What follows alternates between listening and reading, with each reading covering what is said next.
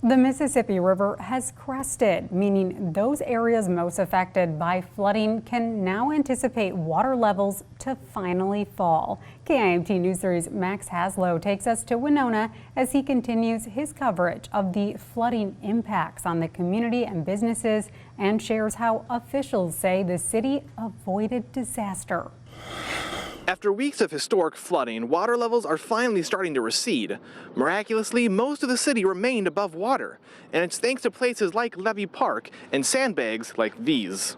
The levees act as a line of defense for downtown against the Mississippi. For a city with a history of bad floods in the 50s and 60s, it was important that the structures were ready for next time. They were built between 1980 and 1985, completed in 1985, and I think the first time they were tested is the 1993 floods, and they saved us a lot of money, a lot of damage. Maintenance of the levees is near constant, especially during flooding. Public Works crews will check the concrete 24/7 while keeping 4 pump stations operational at all times. Residents have noticed the efforts and are grateful. I think we're really fortunate to have the dikes we got here. Those guys did a really good job, the city that built these.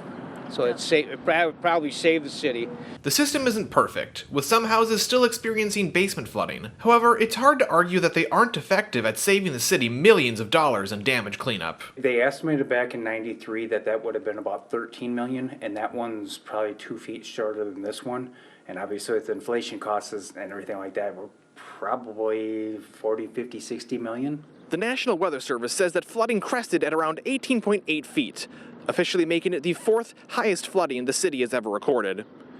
In Winona, I'm Max Haslow with KIMT News 3.